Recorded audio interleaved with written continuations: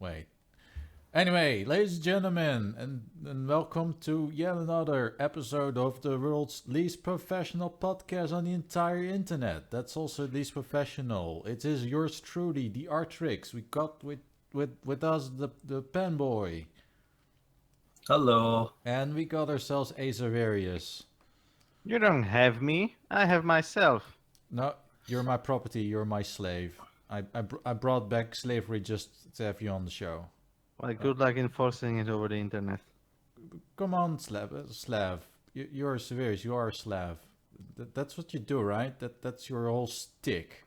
Where am I missing something? You're missing the fact that I'm deep in Slavland. Oh yeah, so you are a Slav, but you're also in Slavia. So Yes. that, yeah. And we all look the same. Hmm? Good luck finding me. So are you wearing a Adidas tracksuit right now? A black one Obviously. yeah. And are you holding a drink right now, like I am? No, I already drank it all. Obviously, Come on, I've... we spent like 10 minutes talking. Yeah, but it doesn't count. That for all the internet is concerned, that didn't happen. Big Sword didn't happen. Anyway, last week was kind of a failure. Well, we gotta keep up our reputation as the world's least professional podcast. Since I did upgrade my computer, but there was something wrong with the XMP settings, so my computer decided to blow screen of death in the middle of the episode, and the file could not be recovered. That ain't gonna happen this week. This rig's been It was running because this I whole... was missing. I'm integral to this. Yes. Somehow it is true. Somehow it is like impossible to do podcast without you. Even when we kind of set up to do it, like we're going to record on Friday and there's nothing you can do about it. Something comes up, and there's no podcast. So yes, there seems to be some sort of some supernatural shit going on that prevents us from doing a podcast if Xaverius is not there. So how does it make you feel, Xaverius? Normal. Okay. Anyway, so we're kind of trying to do like a hybrid episode in the sense that we're kind of trying to bring up topics from last week, and of course we're gonna bring up some new topics. And it also means that since I actually saved this drawing midstream, I'm just gonna resume drawing it because I did lose some work on this drawing of Lucio. But now I'm And just now gonna we figure have to suffer more Overwatch for longer. Yes. Yeah. At this rate, we'll never be done with it, and I will have to continue to stare at these characters I have no interest in forever. Good job. Anyway, what are we going to tackle first? Bombs. There were a lot of bombs because the president man, the Trumpinator, he was like, you know what this thing that's going on in the series right now, I don't like it. the series anymore. Think of the children. Yeah, suddenly he's like, oh my god, the children, they're so sad, even And though dead. And dead. The shit's been going on for years, but now he's like, yeah, now we're gonna do something about it. So he bombed the shit out of Syria with And apparently Afghanistan as well. Yep. And Assad's Air Force.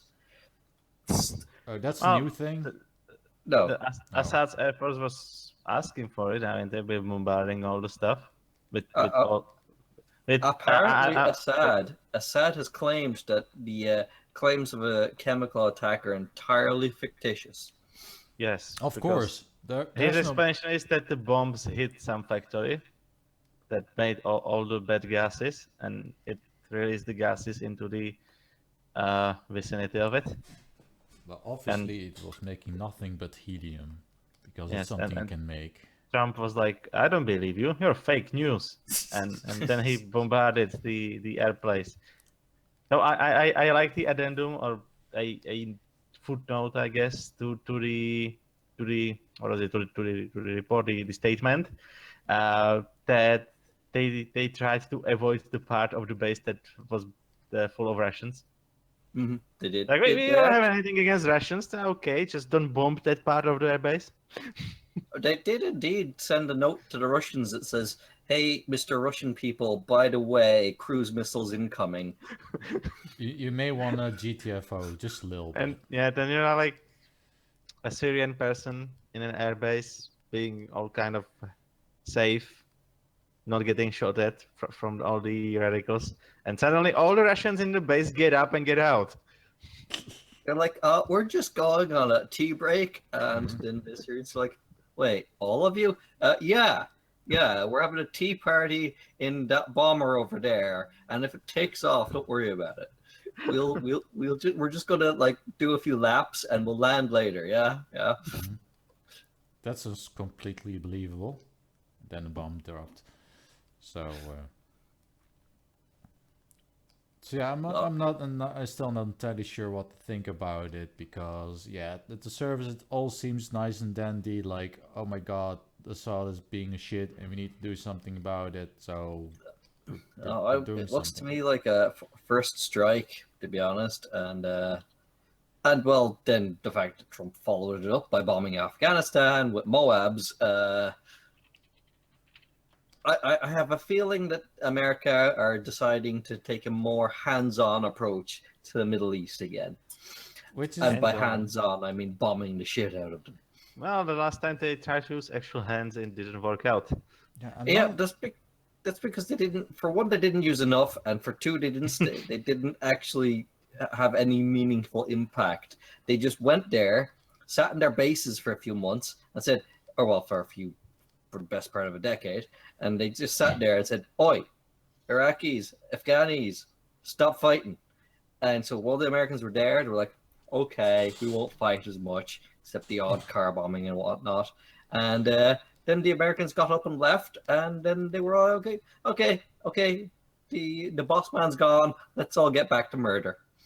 Well, the murder was even better than before, because the Americans left all their bases there with all their equipment. They're like, here, Iraqi army, have all this military gear. You can use it to defend your country from insurgents. And then the Iraqi was like, great, that's awesome. A bunch of guns and Humvees. We'll make good use of these. And then the insurgents were like, hey, Iraqi army, do you mind if we take all that? And that's just what they did. The Iraqi army was like, do you know what? I don't give a shit. And they left. And they just left all the shit there. And then the insurgents, the rebels, whatever you want to call them, the Afghan, what was the name of the old group? Al-Qaeda. Taliban. The Al-Qaeda, yeah. The Al-Qaeda were like, sure, we'll have all that. A different group. Yeah, so now it's ISIS, of course. So now you can walk down any random road in Syria, Iraq, or Iran, and you see people. You see some men armed from the Cold War with their AK-47s bought by Americans from Russia to fight the Russians. Wait. And then and then you walk a few more streets, and then you see a few nice modern ISIS members with their American U.S. military body armor, carrying their M4s, driving around in a Hummer, and all having good fun. It's a wonderful, wonderful sight. It's not really. It's none of those things. It's terrible.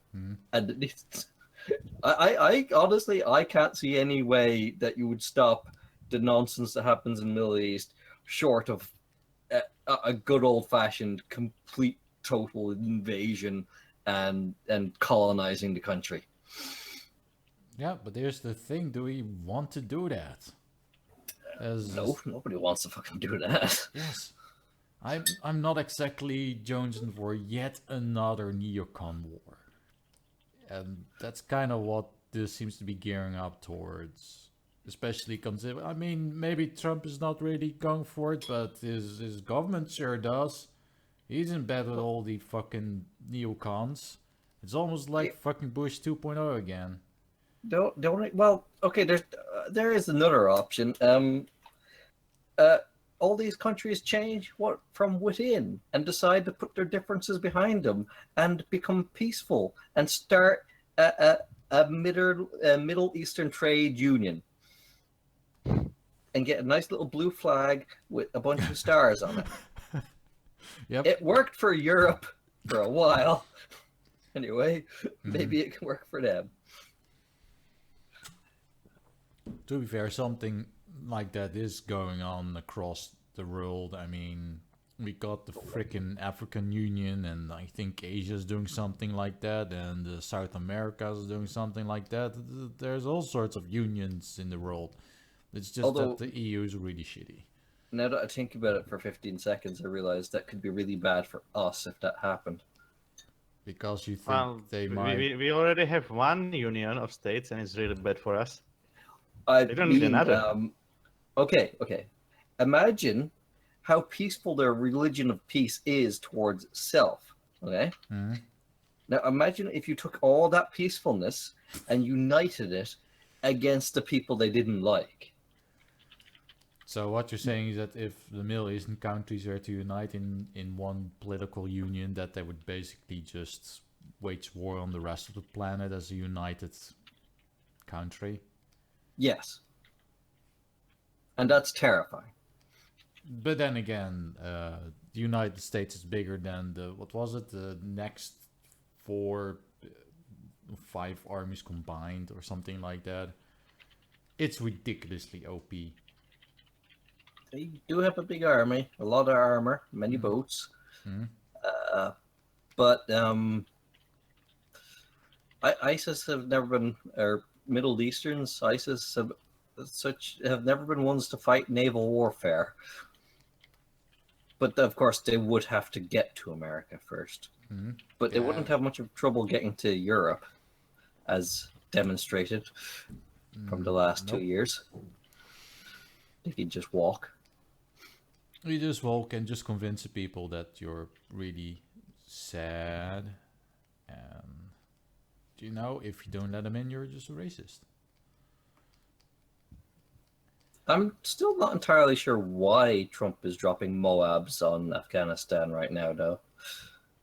Probably the same reason why the United States decided to go after Afghanistan, even though the terrorists from 9/11 came from Saudi Arabia. And they're not touching that country. So, it's almost like Saudi Arabia has a lot of money. That's pretty much it. You know, everyone's like, we know you did this, but you got a lot of money, so we're just going to attack this other country. It's kind of funny. I first read these articles, the headline for the Moab article. I was like, U.S. drops largest non-nuclear bomb in arsenal on Afghanistan. I read it wrong. I read it was U.S. drops largest non-nuclear arsenal. Oh. I was like, wait, that'd be a lot of bombs. I mean, let's just think about that for a second. Let's compare the entire bombing runs of World War II and combine all of that into just bombing Afghanistan. Would there be anything left? It would probably be enough to cover the entire service area of that country, and Afghanistan isn't exactly small, so I guess it would.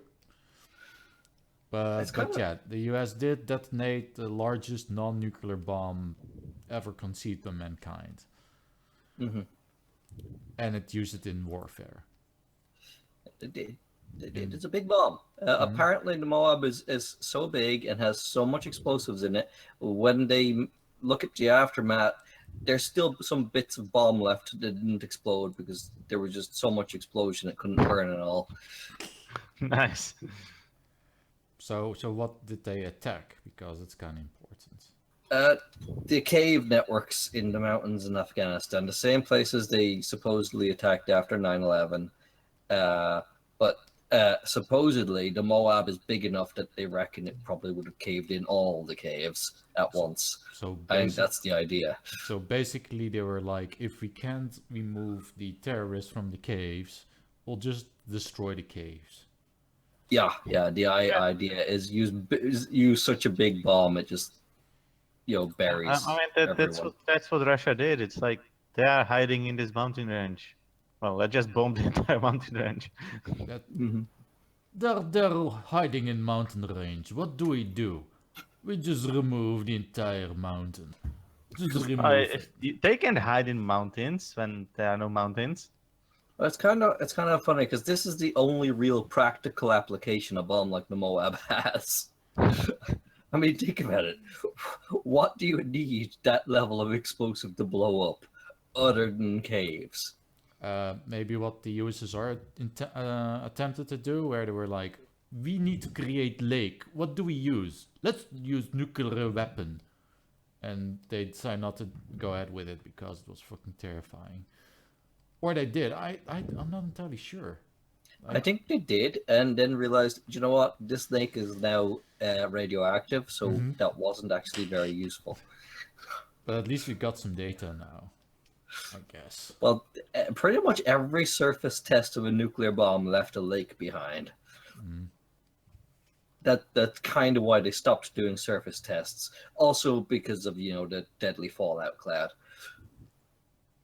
That and I guess it also creates some seismic activity, and if you got any sort of civilization in any kind of range, then that would affect it too, I guess. And speaking of nuclear testing, that segues us perfectly to nuclear testing. Mhm. Apparently, North Korea are testing nukes again, or at least trying to. Good job. But yeah, of course, their leader wants to know if his nuclear-powered coffee machine is going to work. Because they're obviously going to use it for peaceful purposes. I mean, their leader would never, ever consider using nuclear power for anything evil. No, he obviously has a nuclear-powered coffee machine. Because, nuclear power is completely safe to directly run a coffee machine. Would you use a nuclear powered coffee machine? I would. Yeah, I'd use nuclear powered everything. If I had the option, my house would have a small nuclear generator in it right now.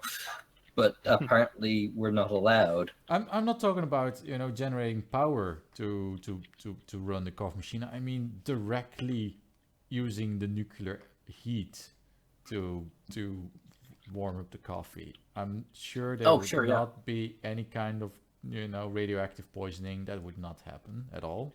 Oh, come on. Every time you eat a banana, you consume about 3,000 millibecquerels.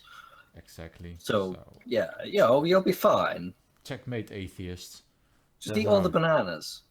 I mean, seriously, just eat an entire bushel of bananas. I'm sure that won't have any negative effect on your health at all. Well, you need to peel them, obviously. Mm-hmm. Then it's going to be all fine. Actually, does it legit cause any sort of physical harm? Or, I mean, I reckon bananas are fairly... Not eating one. But you were saying that if you eat a lot of bananas, it would actually be harmful. They are radioactive. And it is ionizing radiation. And if you have enough of that, it does start to do damage. Okay. So if you were to, say, sleep in the back of a banana truck for 5 years, you're probably not going to be all that radiologically stable. But yeah, then again, find someone who sleeps in a banana truck for 5 years straight. Funny story, a guy did get radiation poisoning from having too many fire alarms in his house once. Wasn't it the guy that collected fire alarms to create his own small nuclear reactor, or was it someone else? Oh no, that was someone else. This guy just had a lot of fire alarms. I think that kid won like a science fair, a big thing. Like, he made a small fusion reactor, but it wasn't a cold fusion reactor, which is what's hard. You reminded me of the fortune guy who made a reactor in his shed. Yeah, that is the guy.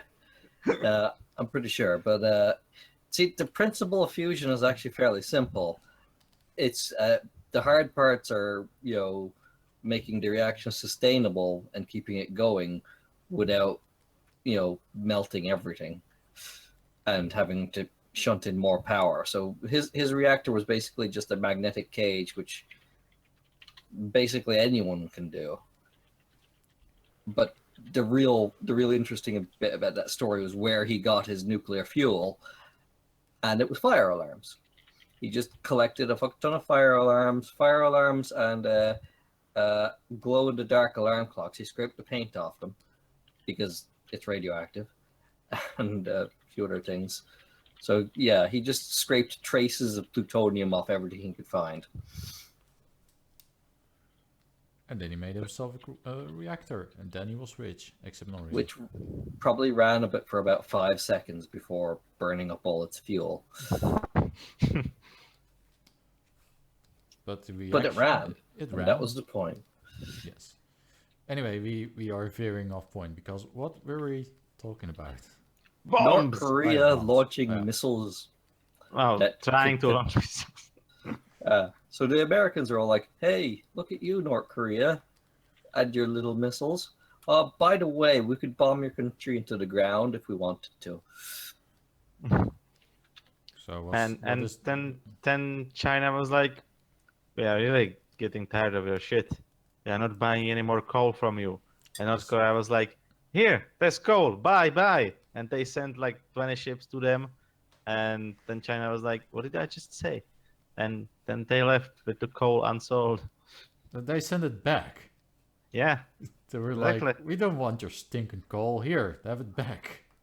I'm just wondering if the dear leader will order the captains of the boats to be executed. He because- probably will, but then the captains are like, no. Maybe they have boats. They don't have to go back to Korea. Exactly.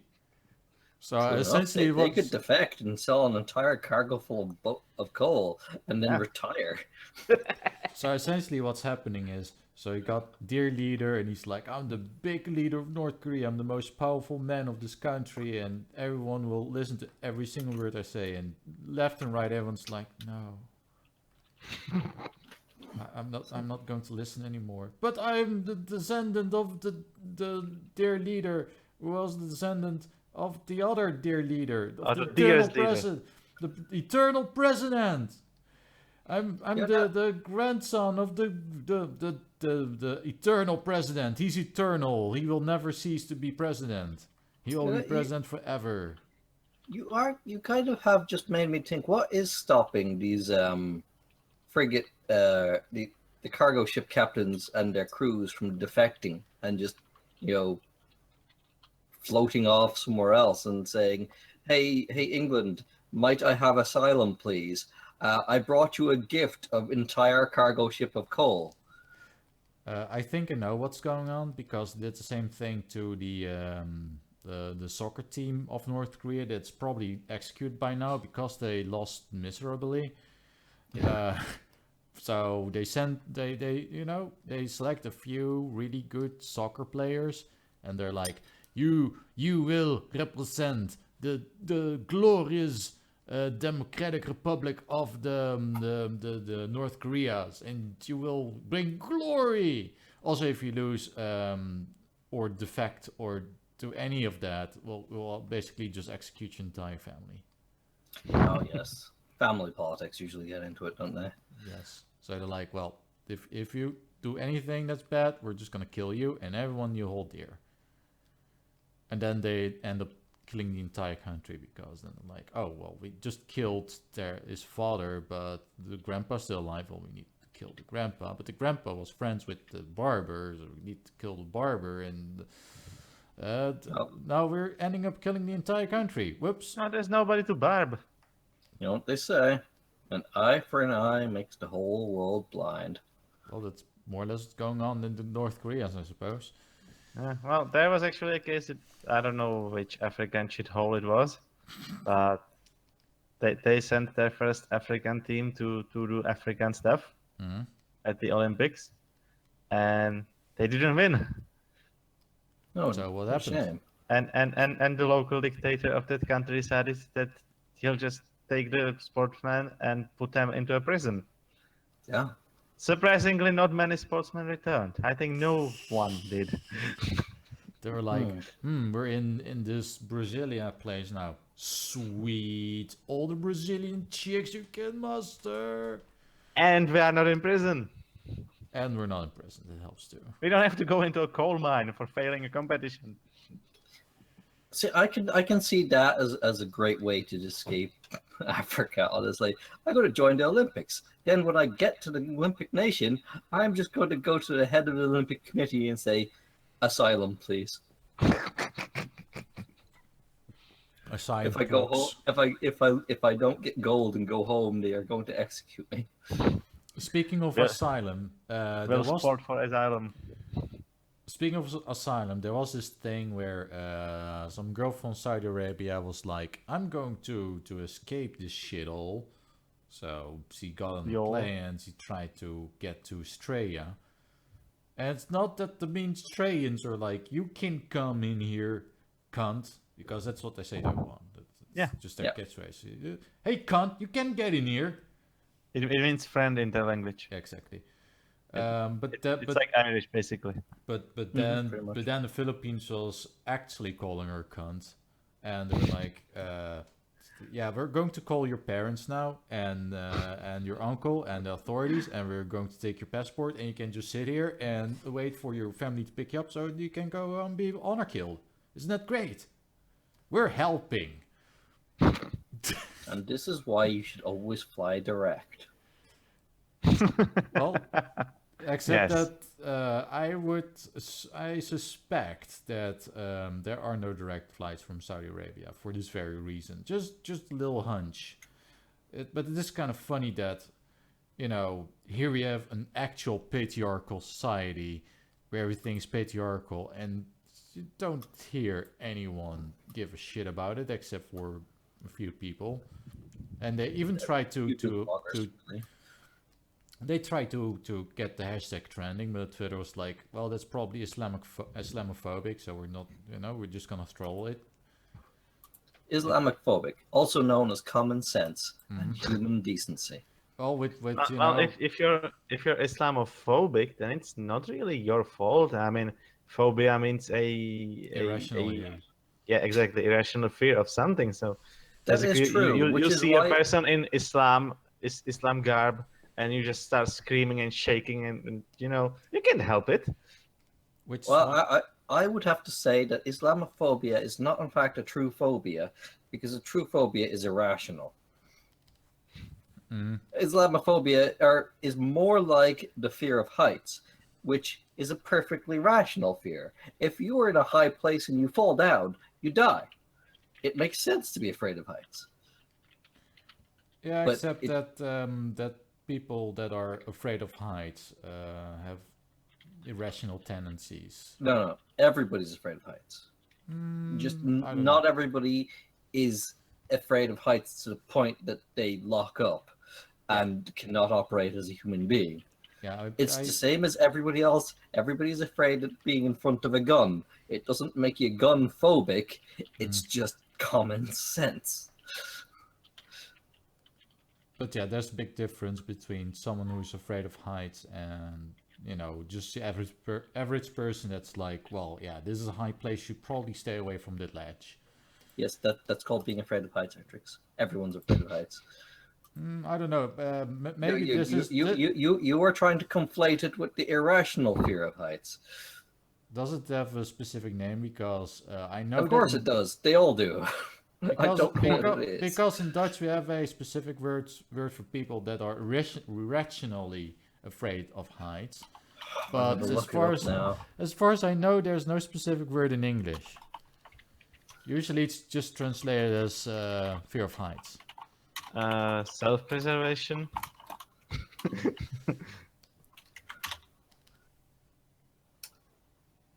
Now, if you must know, the Dutch word is hoogtevrees, which literally translates as height fear. It's acrophobia, which is why you probably never hear it, because it sounds so much like arachnophobia. Oh, okay. And agoraphobia. Yeah. It's almost like it's Latin. But I think acro is the same acro that you get from acrobat, which probably means doing things high. Yes, That makes all probably. the sense. A guy who's really high. Acro, peak, summit, edge, and phobia, fear. So yes, it's acrophobia. Okay. Yes, I learned something new today. but Yeah. yes, no, it's common sense to be afraid of heights.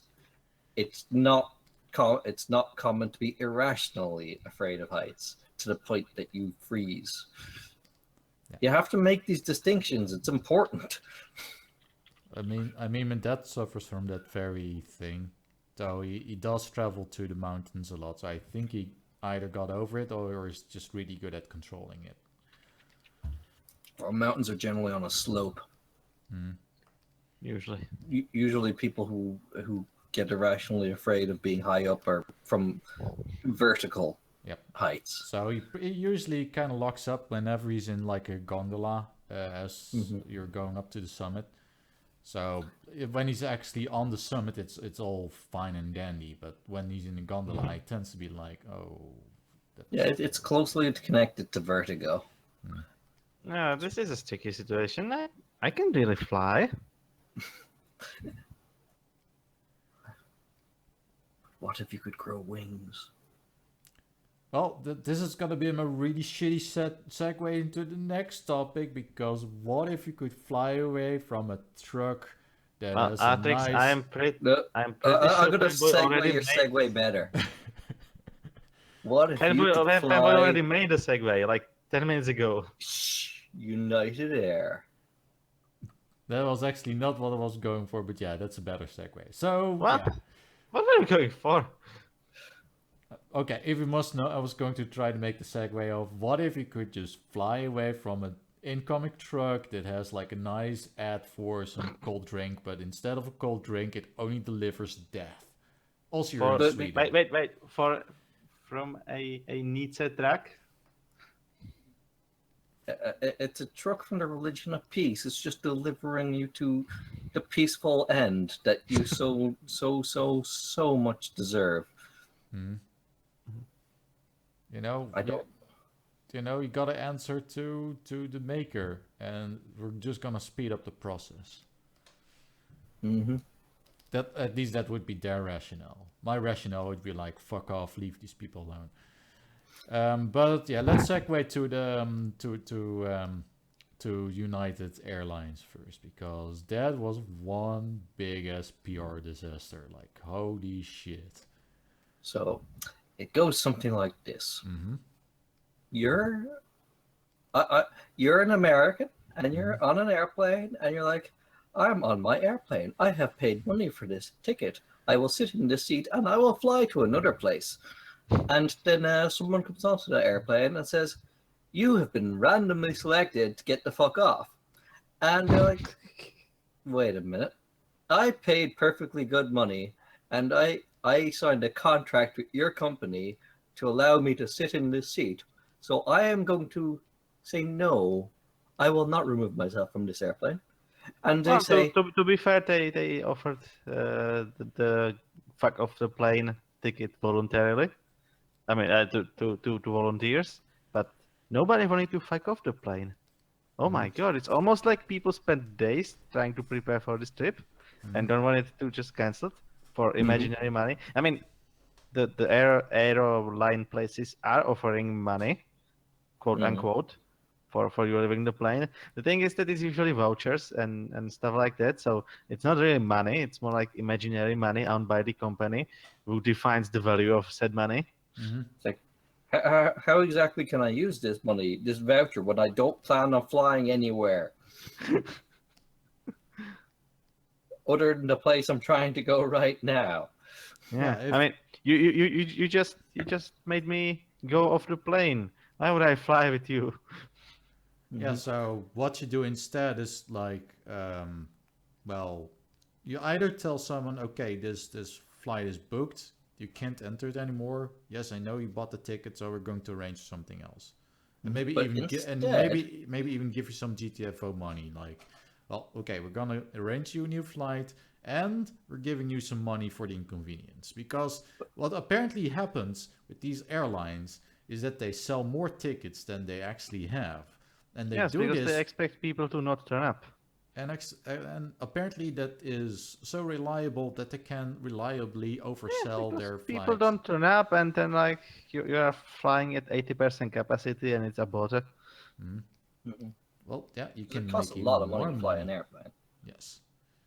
But rather than be peaceful about it and do what you suggested, or not let people board when there was enough people to fill the plane, they decided we're just going to drag this man out of his airplane by his arms and legs and beat him up while doing it. Yep. Seems legit. That sounds like a perfectly pro-consumer thing to do. You Oh, know. and then after everyone found out that United were dragging their passengers kicking and screaming from their planes, they decided, you know what, we're going to go on the internet and try to dig up dirt on this passenger so we can say he was a bad person and we were well within our rights to kick the shit out of him on an airplane. Wait a minute. Wasn't that more like the mainstream press trying to do that? I. Well, either way, they dug up dirt on it on someone else who had a similar name because apparently he was of Vietnamese descent or Chinese. I'm not sure, but he had a foreign name. So they Yeah. found another person with a similar family name and who had a criminal record, and they published all of that person's information to the internet. Good job. So That's so how you do it. not only did they dig up dirt on the wrong person, but they also slandered that person all over the internet, That's going to be possibly a. ruining the lives of two people. So yeah, that's going to be a fun lawsuit. On one end, you got the company quite literally slandering someone, and in the process also slandering someone else. Because So it's yeah, illegal in America to publish the criminal record of someone like that. They have the right to privacy, even if they're a criminal. Yeah. yeah. So I think the best part was that the CEO of the airlines was like, "Yeah, you did a good job. You went above and beyond the code of the company." And then people were like, "I don't think we are flying with you ever again." And then their stock share went down by many percent. What was it, 10? And then the United was like, "Actually, this was not a good thing that we did." I think it was slightly bad for them. I mean, I don't think if I'm in America that I will choose to fly United. I think I might choose to fly Delta. Yeah, mhm. Delta. Delta will do. Or what other American airlines are? Virgin? Well, I that's British, but they fly across America. I So I I think there was this company Southern whatever, and they were like, United will beat. They were like, we beat the prices, not you. Well, that's a good that was a slogan. terribly mangled quote, but yes. Something like that. Yes, some pilots started the flight by saying that. Oh, We're beating the competition, not our customers. Oh yeah, that was the line. We're beating only competition, in not you. America. So yeah, that was a wonderful little PR blunder right there. Yeah, and I mean it's not the first time United broke something. Probably Well, not, but this time they broke a guy's face and nose and glasses, and every company makes mistakes, and when the company comes out and says, "Hey guys, we made a mistake. We're sorry," it's usually forgiven for the most part, unless it was really horrific. And well, there was this occurrence about 10 years ago when there was a musician and his band were traveling coincidentally from the same airport in Chicago with the same airlines. And then they looked out of the window, and the guys on the runway who were loading the cargo were throwing their guitars around. oh, And then they landed and opened the guitar case, and yes, the guitar was in about 1,000 pieces. And then he made a song about it, and it was worldwide. And then he made another song about how the lady in the customer support was very understanding and told him no. Yeah. So that makes me wonder. That also made United drop a bit in shares. So that makes me wonder. Why are people still bothering with United Airlines, United, or whatever the name is? I don't even bother to remember their name because Yeah. And the best part was when I was viewing the video, the top comment was from a few years ago, and the second top comment was from 2 days ago. It's like they don't break instruments anymore; they break faces. at this That's a point they good pretty much do. It's like 2009, throw guitar. They probably people. 2017, throw passenger. 2025, throw the entire plane. It's so unfortunate, but probably people probably still fly with them because they're probably cheaper. I guess. I mean, that's that's always the bottom line. Well, Like, that is what people, that's the most important aspect of picking an airline these days. People just want the cheapest tickets. Well, it's expensive. Flying is expensive, regardless who you go with, and you don't want to be paying off your airline tickets for the rest of your freaking life. So you choose. Like I fly Ryanair, even though the planes are cramped, crowded, and don't have any luggage space, and they overcharge for everything. But as long as you don't buy anything on the airplane, it's really cheap. But Yeah. It's uncomfortable, and you don't want to be flying more than 2 hours in one of those planes because it's like a public transit bus. It is a bus. It's basically a bus on wings. That was especially evident during my last trip. It was like, it's also funny that at one point it just becomes so mundane you're not even thinking about it, because you have to realize you're in a fucking throne that flies through the sky. Like, we take this shit for granted, but only like a little more than a century ago, there was like, can you do that? Can you fly through the air in a contraption? That's license slander. You can do that. But now it's like, well, I'm going to go to Barcelona. I'm just gonna go in an airplane and fly there. We live in a world of fantastic magics. Exactly. Look at the magic box that's in front of you right now, showing you images from across the other side of the planet with no delay whatsoever that you can notice. You are watching right now as some guy in the Netherlands is drawing a character that was designed in the United States. Well, there's no mention of these boxes in Quran. We should burn them. It's true. Yeah, we gotta get rid of them. These are devil boxes. Yep, they're probably Aram, because they bring us an Islamic messages. Well, the Prophet didn't need any boxes. Exactly, he only needed this sword, I guess, and whatever else he did. Oh, yeah, a sword, A sword and a 6-year-old. Yes. Standard traveling fare. Okay, Oh, he did wait until she was 9. That was very nice of him. He was a true gentleman. that was pretty courteous. He was a real feminist, guys. Anyway, let's use that as a very cheap segue to get into the next topic. So yes, in the country that is the most welcoming to new cultures, the country where there's true equality and they treat everyone equally. And They sure do.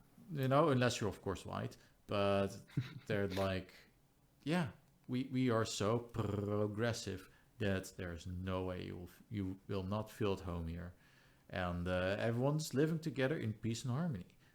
So what happens is that obviously someone's going to take a truck and drive into a bunch of people because, well, they're so peaceful.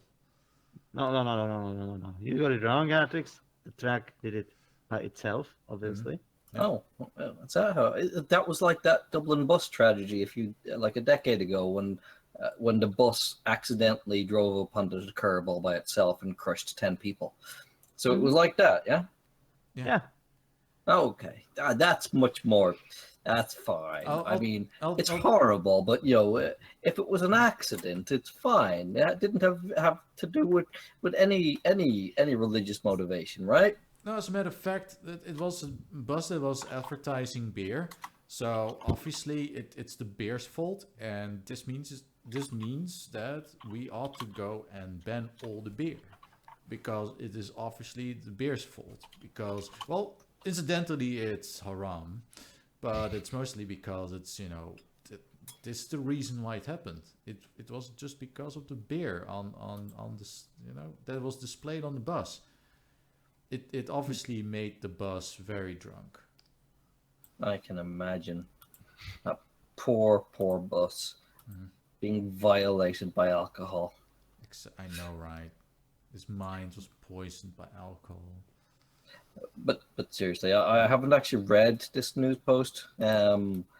So apparently there was a truck, a beer truck, and it drove through a window of a store is what I did glance.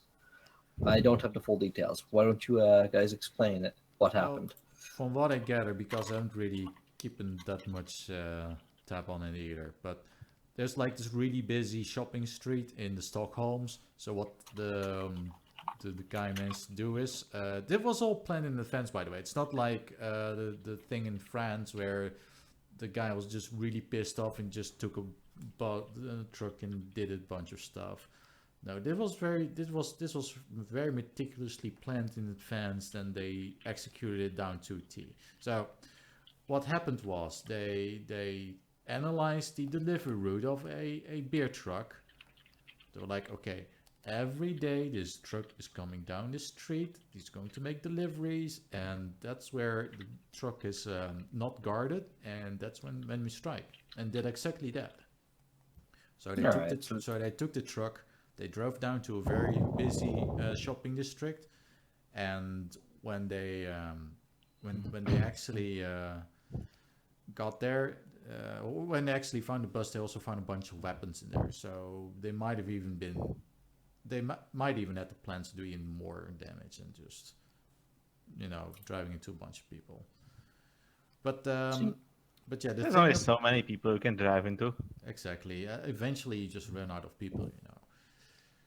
So yeah. But what happened in Sweden, of course, and is the progressive capital of the world, is that they were pretty much like, yeah, let's just carry on, and then hate will trump everything, and we are much better than this. And now that you reminded me of Sweden, Irreducible trivia. Apparently, our salary taxation is higher than in Sweden.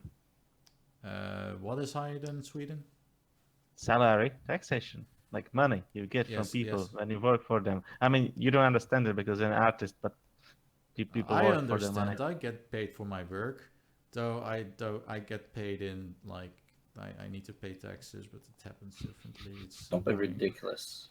Art is tax exempt. Yeah. Okay. Up to 40K. Okay. So I was thinking we have 1% more taxation than Sweden, and Sweden is notorious for high taxation.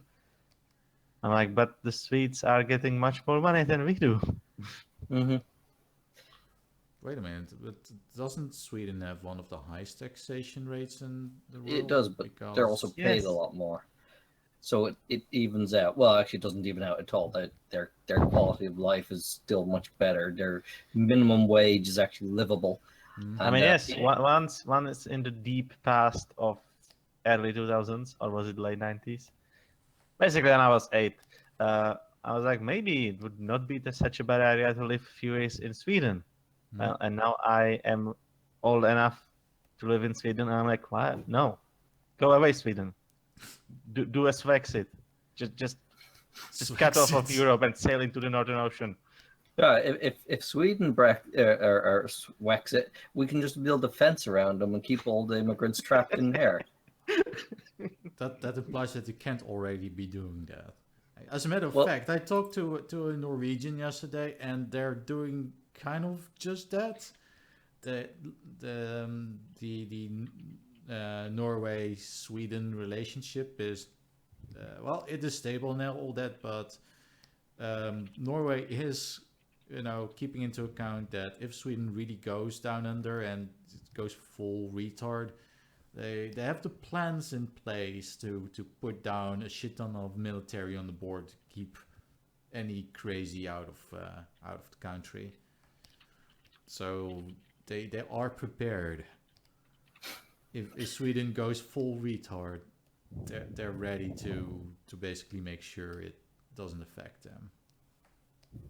Isn't it kind of sad in a way that people are now constructing safeguards against another EU nation because it's becomes that their country has become so horrifically violated that it's now tainted.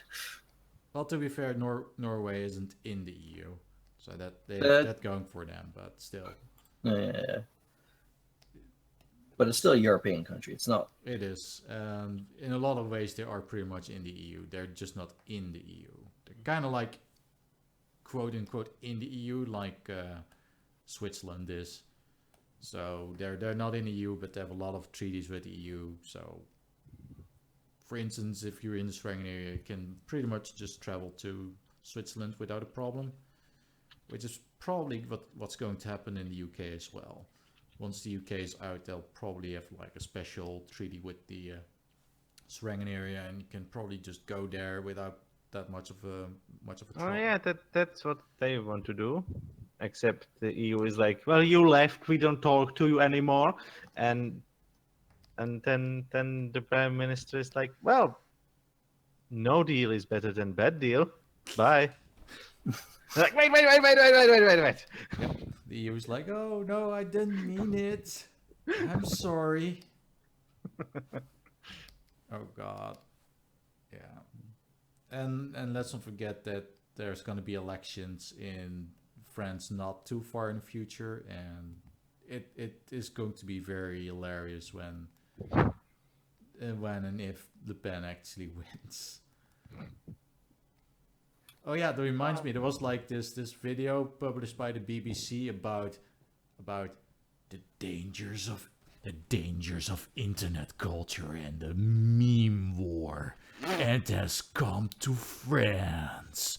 Look at this image of a Pepe the Frog used by the alt-right. Oh my god. They're going to come and eat your children.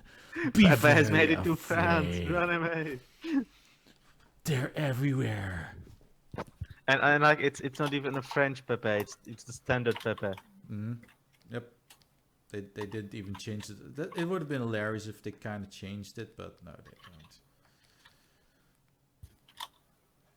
But yeah, it is hilarious how the BBC is making it like some sort of conspiracy theory. Like these evil internet forces are hard at work. It's at you know, making all these countries super Nazi.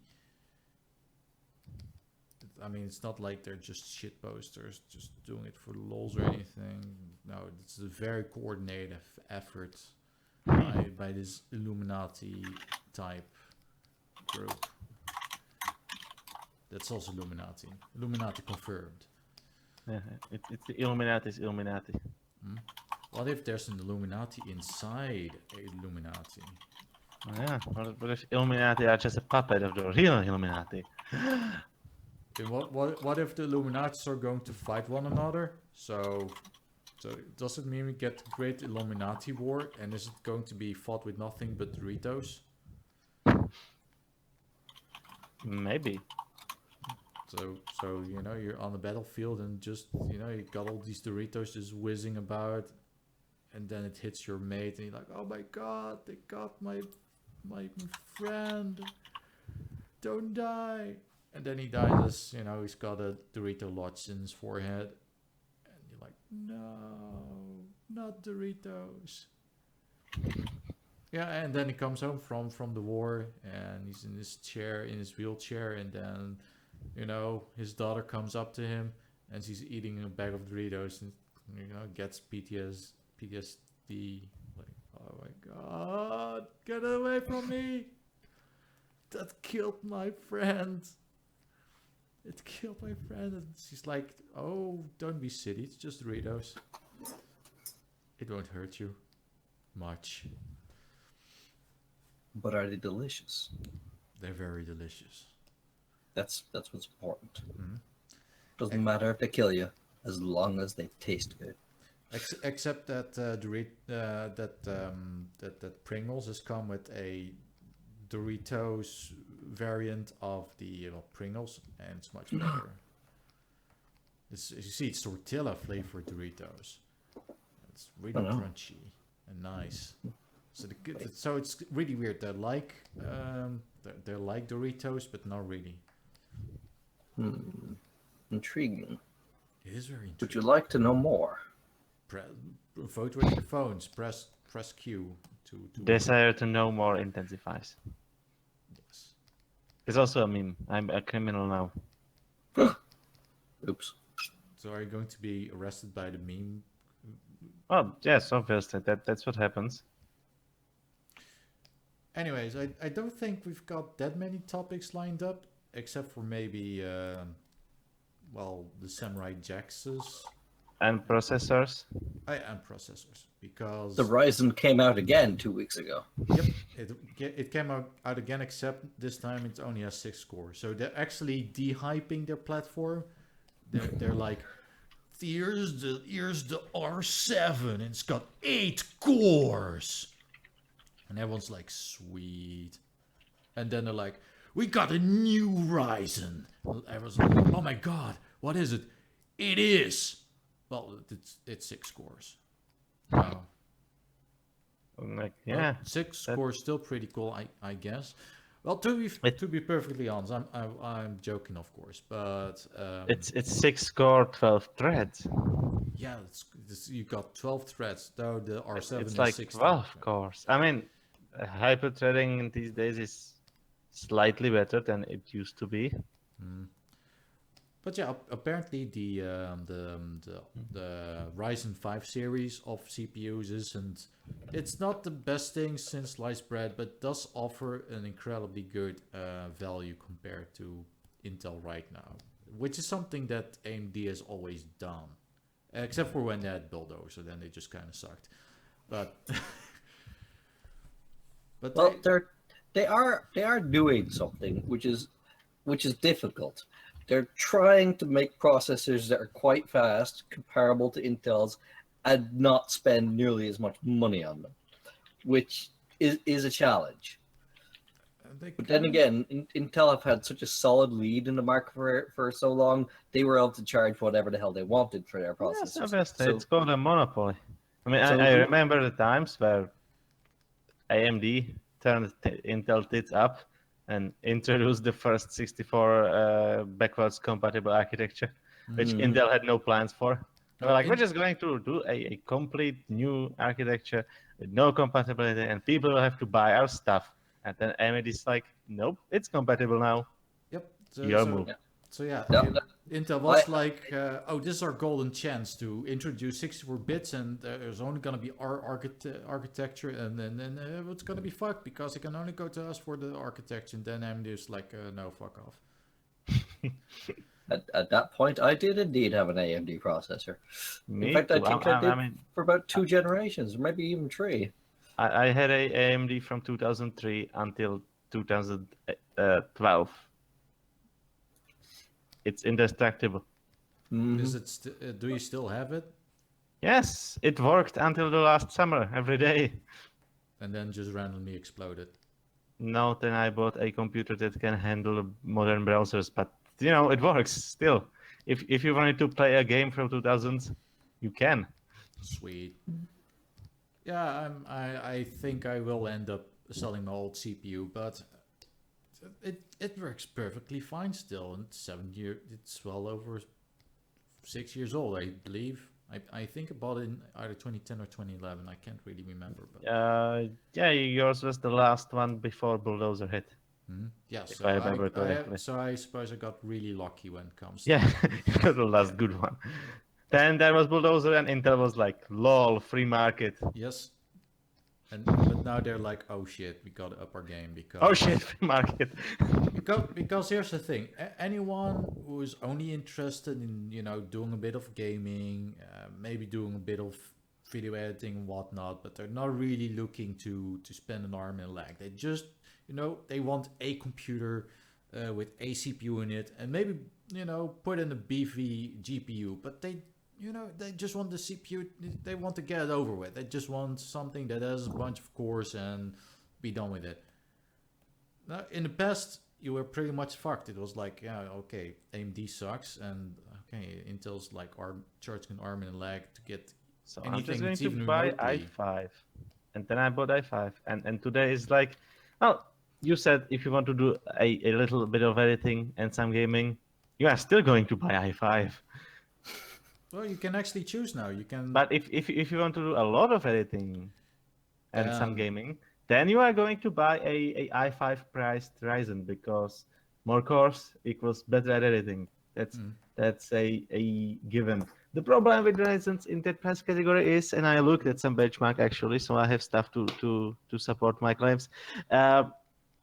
They suck because they are AMD. If you play modern games, like if you take Ashes of Singularity, which is one of those games that's just going to eat every core you throw at it, then it's perfectly fine. But most games are not utilizing more cores. Well, depends. Like you have games that have basically a set notion of how many cores there is like used for, and then it uses for, or you can tell it you use every core that exists, and that's Ashes of Singularity. That's why it's used for benchmarks. And then you of course have older games which are like, well, maybe we can admit that more than one cores exist.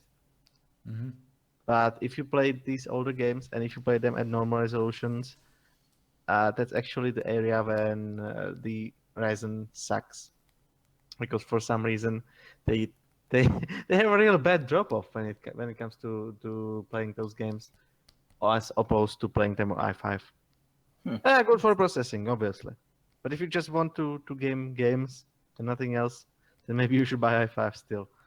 But aren't the Ryzen's like 3 gigahertz or 4 gigahertz? They should be able to keep up with. I mean, on pure compute power. Well, yeah, pure computer power.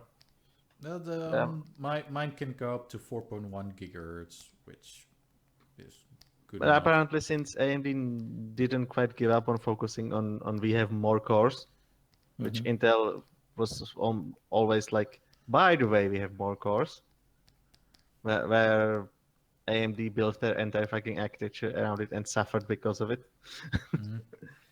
So apparently there's something that doesn't handle those games very much. But since AMD took a very proactive approach to their drivers and technologies and made half of them open source, I am pretty sure patches are already done for that. I have a feeling AMD are making their drivers open source just to appeal more to the wider community, like Linux users and Mac users as well. I mean, and it's a sound thing to do, because Intel still has monopoly. So it's like, well, we are just going to give the power to the people then. Like, I mean, right you get say it with Vulkan. Yeah. So, That's it. You can see it with Vulkan. I suppose AMD is trying to appeal to the enthusiast market more than Intel's. But they're not, though, because their chips still aren't as fast as the enthusiast Intel's. Like, the Intel's still crushed them. I mean, the AMDs are a lot less expensive, but if you're going for, power, the best of the best of the best of the best, well, yeah, you can still go for Intel, but you'll be paying for it quite a lot. But if you're the kind of person who just wants to throw stupid amounts of money at your computer and be that enthusiast who's spending all the money to get all the best bits, you're going to buy the biggest, fastest processor regardless who it comes from and regardless of how much it costs. So you're going to be the guy who puts the €1,500 chip in your computer, and AMD don't have anything to compete with that. Yeah. The highest end i7s will still crush anything AMD are producing, which is unfortunate. Oh, but they are kind of tied when it comes to i7s and the best Ryzen. But obviously, it's Intel. They always have one better processor. But if you're a normal guy, like, i5, what was it, 760? 7,600, 76, 2 zeros. 10 that one and 1600 Ryzen are basically the same in price. And at that pricing, I would actually go for the i5 because it can handle all the games. Because it counts with games being stupid and using only one core, which AMD once again didn't quite get. But wow, There are quite a few games now which will go for multi-cores. Like all the big mainstream EA games kind of demand multi-core systems. also this time it's more of a byproduct of the design. Okay, like here's the most expensive With current. Bulldozer, it was the intention of the design to use more cores every time, all the time, and it was terrible. In this case, it's more a byproduct. I mean, they are trying to introduce what is it called? Basically, front side bus, the AMD version of it. Mhm. They decided to make a homogenized version Yeah, that can be used modularly. Basically, transfer the entire bandwidth of the RAM, which is kind of cool. I'm just looking now. Like Intel's highest chip is the highest consumer chip is the 6950X, which is a 10-core chip that goes for €1,600 or $1,600. That's almost euros. It's quite a few pennies. So that's 10 cores at nearly 4 gigahertz. Yes. So But that's for people who have money. yeah, no, it's like that's the chip that the really hardcore enthusiast is going to buy. Yeah, that's why it's with CPU. If you really need the CPU, then you're probably going to buy a cheaper one. And if you don't, if you have the kind of money to spend on this, then you probably don't need it. Probably not. Let's see here. The biggest chip Intel sell at the moment, according to PC Part Picker anyway, is the Xeon E5, which has 22 cores. I don't think many consumers put that in their computer though. Oh, probably not. Well, I it think begs the question: does Minecraft use more cores? No, Minecraft is actually single-threaded, I think. That's why it's so slow on so many computers. Oh well. I was like, maybe you could play Minecraft on it, but does Minecraft even use? Yes, of course it doesn't. Good job. Yep, no, Minecraft is terribly programmed. It's in Java. Not even said so himself. He was like, I made that game. I had no idea what I was doing when I made it. It's awful. Yeah, obviously. But yeah, He stated that it started as an experiment in, can I make a game where you stack cubes on each other? Yes, I can. Oh, hey, people want to play it. People are great. But yeah, the bottom line is that AMD has once again brought some much needed competition to the CPU market. So this is something that will benefit just about everyone. Now, this really should drive down the prices of equivalent i7s anyway. That's what was the good thing about if Ryzen gets good. Mm-hmm. It's like either it gets good enough so you can actually start preferring it over Intel, or it at least gets good enough that Intel has to go down with the price. Exactly, which is much better because that way I can get a good Intel chip for less. Because God, do you think I'm gonna buy AMD in this day and age? Really? Well, you would if someone gave it to you for free. Yes, I don't know anyone from Saudi Arabia who might do that. Imagine if AMDs were so good that you would actually want to buy them. Oh, that'd be a nice day. It would be like 15 years ago.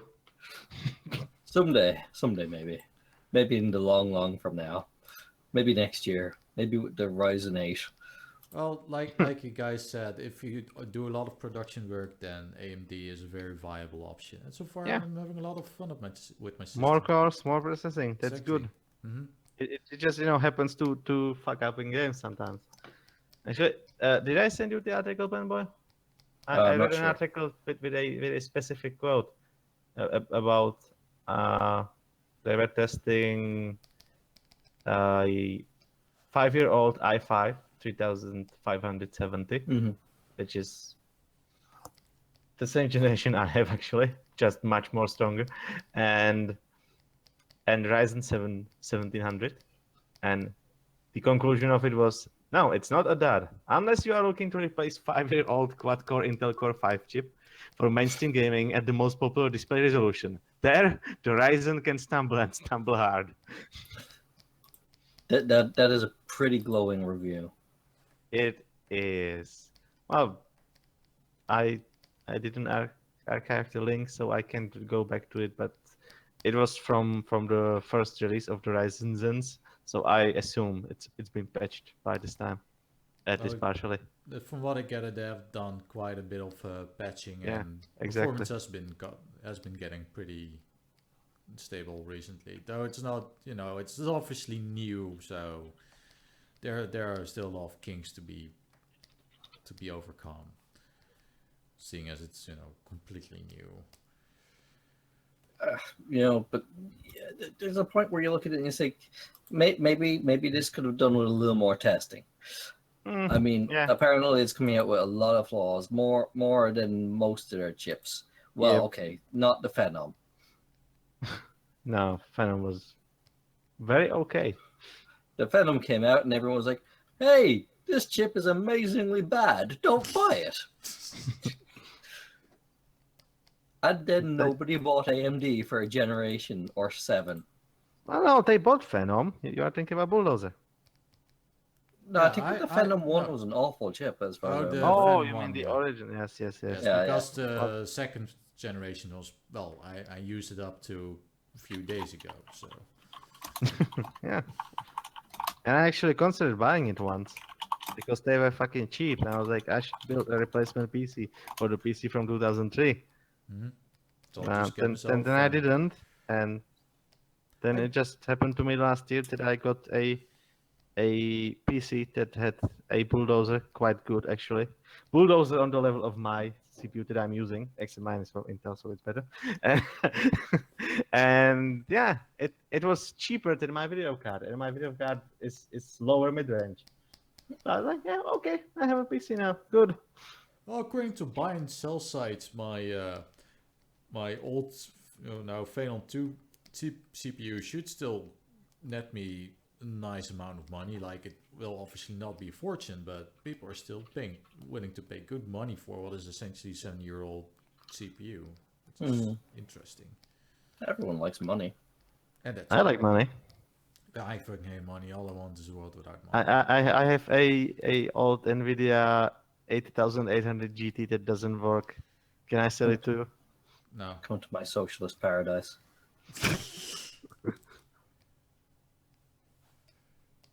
Anyways, do we have anything else we want to bring up, or maybe we should just... Yes. Oh! Okay. What do you want to bring up? Are you gay, Artrix? No. Oh, so that was a short sending you to Russia wouldn't get you murdered by prisoners in prison. Really? So... I mean Chechnya.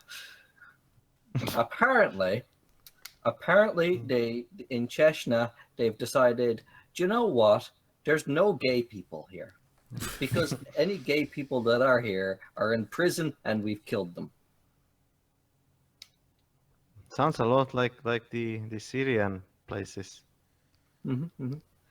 It seems they are being very, very friendly to the Chechnyan gays at the moment. The most friendly. Yeah, from that point of view, Russia seems to be kind of the opposite of the Western world. Like, the Western world is currently going crazy with LGBT acceptance, and everything must be LGBT, and oh my god, blah blah blah. And Russia is like, yeah, we hate it, and we're going to ban it, and we're going to pretend it doesn't exist. Those are both extremes. What happened to the middle road? Like, well, it exists. Okay. Oh, you want a medal for it? No, fuck off. Get a job. But no, I guess that makes me a Nazi. Yes, it does, but it's pretty harsh what's going on right now. Mm-hmm. I just the there are so many countries today which could really do with a good old-fashioned invasion. Well, seems like Trump thinks so. Which I still find very ironic, since he did run on a platform that was very. It was a lot about non-interventionalism. It was like, let's focus on the United States, okay? Let's just make sure that this damn country is running But well. then they killed children, Artrix. Oh yeah, that's why we should no, yeah, yeah. This is very sad for the children, but you know, we've been as the Western world, we've been coaxed into all sorts of wars based on these sorts of. Oh my God! Think of the children, or think about the what is it, the weapons of mass destruction. I don't Well, know. It all yeah. sounds like they're trying to sell me something. That's not very good. No, they always try to shift. Anytime a topic that you could actually deal with comes up, they try to shift it back to something that sounds more horrific. Huh?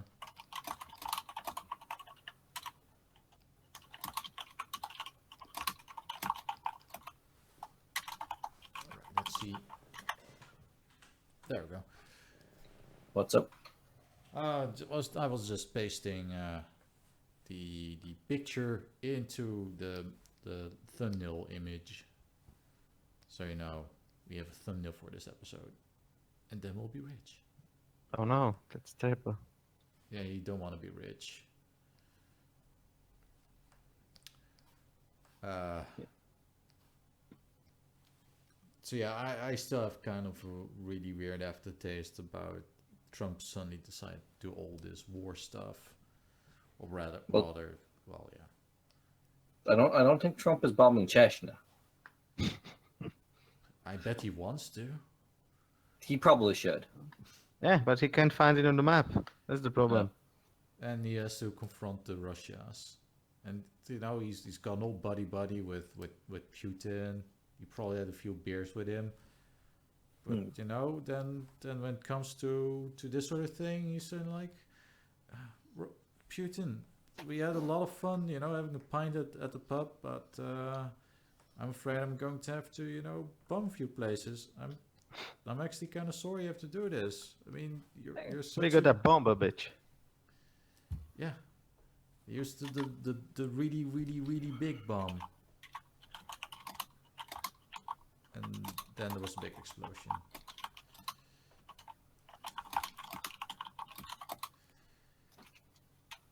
Anyways, I get the impression that we're really running out of steam now because. Well, you guys don't even want to make fun of the Chechen, government for having concentration camps for the gays. So obviously you've run out of steam, because that's pretty horrific. I don't know. I'm from Slavland. It's pretty normal here. No, I suppose. Oh, so you have like concentration camps and whatnot? Yes, Why? because then they like them very much and they want them to be with other homosexuals.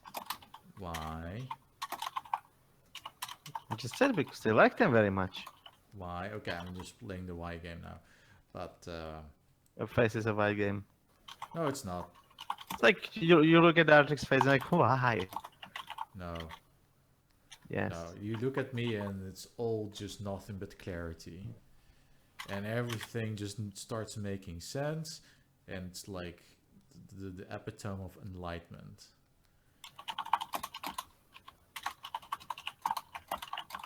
And those are all true words. And none of it is made up. None of it. Yeah. Oh. I read a new news in Singular about it because I read only one article. But I like the article because it didn't try to spin anything. It totally didn't include a sentence that was literally. But what most people forget is that the dictator in Chechnya is not doing this without blessings from his boss. obviously they meant Putin. Mm-hmm. I mean, So the guy is a dictator. I think dictators pretty much do what they want all the time. So wait a minute. Is this like a country or a place in Russia? Because I don't think I've ever heard of this particular place. How how can you not? Why? Artrix. Chechnya. I am disappointed. Sorry that I don't know every single country on the planet. There was a war there. Uh-huh. That's nice. Did they win? Well, they exist. So yes. No, that's cute. Should I care? I don't know. Do you care? No, not really. Exactly. So what you're saying is that they're a small and relevant country that no one cares about, and Well, they are a country that decided we want to be a country, and then Russia was like, no, stop it. Like, no, we still want to be a country. And Russia was like, we have tanks. And then they had tanks. And it was fun for everybody. And then in 2010, they were like, okay, you can be a state, whatever. so it's one of those newly formed states. Not really. They were trying to be a state since the 90s. Yeah, but only Like recent- the moment Soviet Union fell apart, they were like, we are a state now. And Russia was like, no, we have tanks. so it was an ex-Soviet state. Yes, it was just a war that took about 20 years. Uh-huh. Okay. There were several republics claimed, or declared rather, and Russia always came with tanks. And we're like, no, kill all these people. That sure is a nice independent country you got there. It sure would be a shame if something happened to it. Yes, obviously. And it's all Putin's fault. Though, seriously, it probably is. Well, let's replace Putin with an even better Putin. So Putin level 2. Yeah. So who's going to be the next Putin?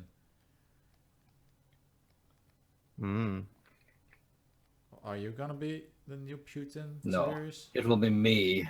Oh, Yes. well, that sounds like an excellent idea. Put the Irishman with an obsession for fire and nukes in charge of Well, Russia. What could he possibly can go lead the rebels from Chechnya who decided to go to Russia, or Russian enclaves and start killing Russians. And then the 10th president was like, I don't have anything to do with that. No, we didn't blow up those planes. And yes, they actually blew up planes. And people all over the world were like, no, you have everything to do with it. I was like, no, I don't. And then he got killed by the Russian army, so nobody knows. Do they even have somebody in power right now? I don't even know. I mean, I read about a dictator, but who knows? Oh god, Somalia probably has 12 dictators all violating each other constantly. Well, that's Somalia. Yeah, This is Chechnya. they What do they Okay. even do? Let's see. They probably have 12 dictators from Somalia violating each other. that's probably like the janitor who they put in charge every Saturday so they can go bowling or something. Okay, there's apparently a president who's a president since 2007, which is 10 years ago, which seems very legit. Anyways, I just finished up the cover art of this episode, and I guess we should just end it. Yeah, End it end it all. now. Yeah, so Panboy, you're now in charge of Russia. Press the red button. Hurrah! Nuke Yay! everybody! Whee! Anyway, thank you for watching nuke this everybody who episode of feels Radio need to Rothingham, nuke yourself. powered by Ryzen. Like, subscribe, Powered by to Russia. it. Good. Wait. No, I don't think. You know, Artrix, what we should do? We should make nuclear processors. Yes, just a CPU that's directly powered by nukes. Yes. By which I mean nuclear bombs. Like you need to nuclear bomb, and you have to cram it inside the GPU and then detonate it. And somehow the explosion is, retained inside the CPU, and that will do all the crunching, all the number crunching. Because you see, there's a nuclear explosion in the CPU, so you can crunch all the numbers. Not literally. No, I read some more recent news than 2007, which means 2009.